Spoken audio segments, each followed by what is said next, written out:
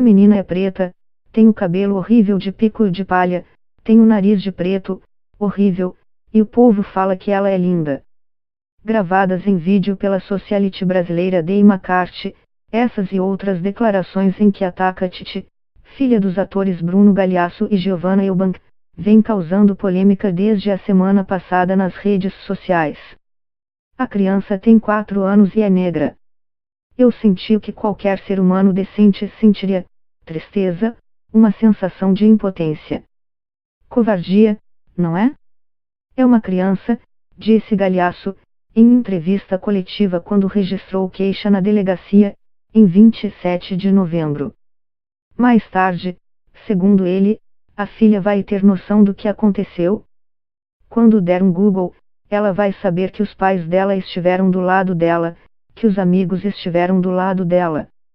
Vai saber que eu acho que a sociedade inteira esteve do lado dela, acrescentou, afirmando que a agressora precisa ser presa. A polícia abriu inquérito e deve intimá-la a prestar depoimento.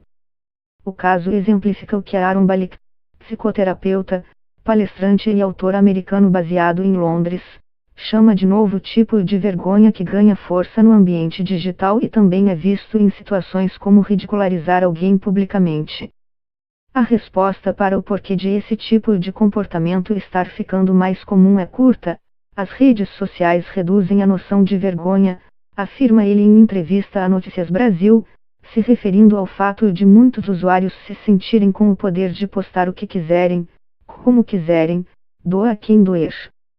Esses usuários geralmente estão pensando mais nas curtidas que a postagem vai receber, sem ponderar como essa postagem pode fazer os outros se sentirem. As forças que movem as pessoas online são explicadas no livro The Psychodynamics of Social Networking, Connected Up Instantaneous Culture de Self, a psicodinâmica da rede social, cultura instantânea conectada e o eu, em tradução livre, escrito originalmente em inglês e ainda sem previsão de publicação no Brasil. Segundo Balik, é possível envergonhar alguém sem ter a intenção, mas também fazer isso de forma proposital e, nesse caso, é muito fácil expor a vítima em uma escala imensa, tendo em vista o tamanho do público que serve de testemunha. As redes sociais, ajudadas e instigadas pelas tecnologias móveis, geralmente ignoram nossos sistemas de autocrítica e nos dão uma sensação de onipotência que pode ter sérias consequências na esfera social, alerta. Um bom exemplo disso, diz ele, ocorre quando internautas fotografam estranhos, sem consentimento, para postar nas redes sociais. A partir daí, imagens de alguém comendo no metrô, de pessoas que os outros consideram estar mal vestidas e até de pessoas atraentes acabam brotando em grupos virtuais e em meio às timelines sujeitas a julgamentos em massa. O objetivo do fotógrafo é registrar a imagem e postar, por curtidas e aprovação. Os sentimentos das pessoas que foram fotografadas são comumente ignorados, diz Balik. Isso significa que estamos mais propensos a objetificar os outros e a pôr nossas próprias necessidades de validação à frente da necessidade de privacidade deles. A noção de vergonha reduzida nas redes sociais é perigosa, segundo o psicoterapeuta, porque torna todos mais vulneráveis, não só os alvos da postagem, mas também quem posta. As redes sociais operam como uma extensão do nosso mundo social. Nossos eu são estendidos online e nos deixam vulneráveis à percepção dos outros de um jeito que nunca vimos, opina Balik.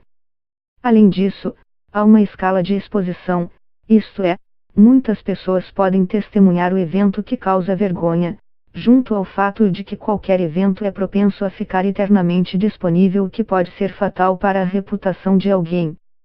Mesmo em uma rede social como o Facebook, que ele avalia como mais amigável, as pessoas podem estar inclinadas a serem mais rudes, porque não conseguem o retorno emocional normal de quem está lendo a mensagem ou assistindo do outro lado da tela.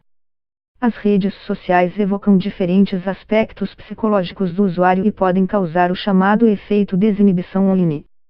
Na visão de Balik, isso significa que, na internet, as pessoas ficam mais encorajadas a agir de forma antissocial, comportamento que muitas vezes evitariam se estivessem cara a cara com o outro. O freio que impede a adoção de certas posturas na vida real muitas vezes não funciona no ambiente virtual justamente por causa desse efeito, diz ele. Esse freio vem da nossa capacidade crítica, ou do que os psicólogos chamam de funcionamento executivo. A função executiva pode ser contornada ou evitada online de diversas formas. A principal que ele cita é o efeito de desinibição online. A situação fica ainda pior quando os posts são disparados por perfis falsos, que muitas vezes apelam para o lado mais obscuro do usuário.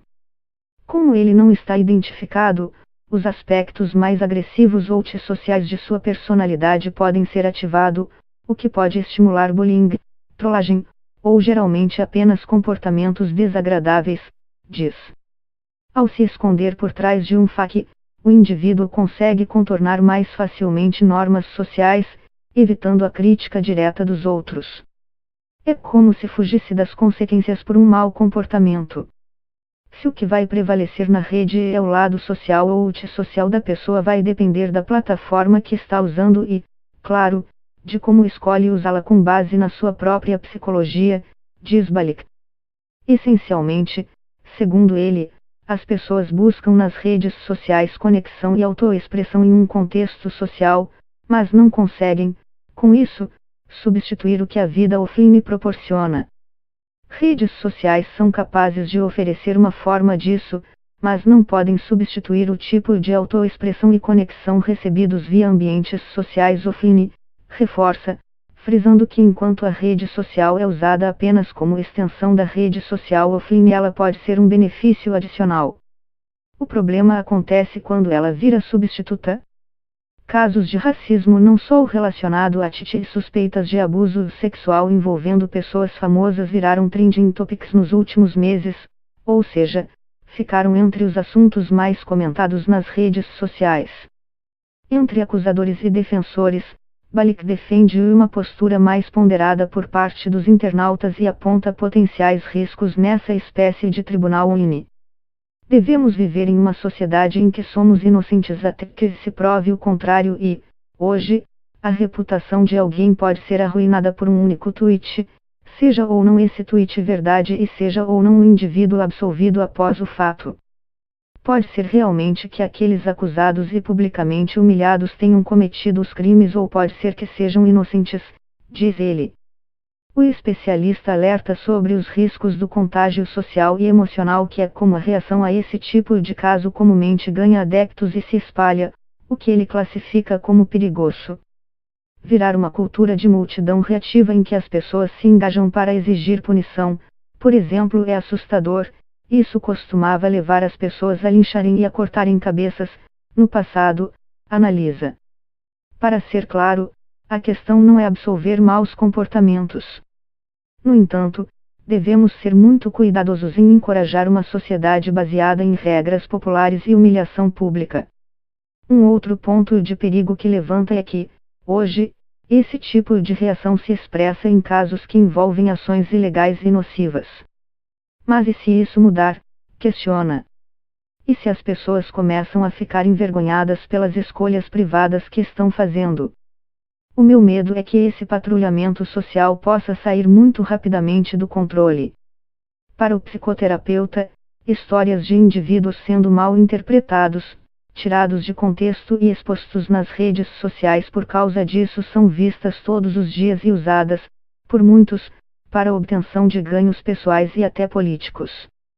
Em uma era em que a capacidade de concentração das pessoas é curta, e ainda mais em que as pessoas não estão dispostas a investigar mais fundo para encontrar a verdade ou contextos mais profundos, as pessoas podem ser condenadas ao bel prazer de um tweet, reforça.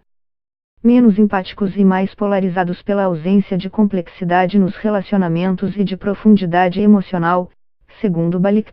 As redes sociais tendem a reduzir a empatia e o diálogo, acentuando a polarização entre os usuários. As redes sociais certamente não são desprovidas de empatia, mas em uma escala cultural de massa, elas parecem estar mais inclinadas ao bairrismo e isso acaba reduzindo, em vez de ampliar, o diálogo através de divisões ideológicas. Essas divisões, observa ele, são cada vez mais aparentes através das redes empilhadas por elas. Isso ocorre porque é fácil tomar partido sem se envolver na nuance de um argumento. O mundo se divide em bom e mal e a nuance se perde. Em encontros cara a cara isso é mais difícil de manter isso porque o diálogo atenua o pensamento polarizado simplista ao permitir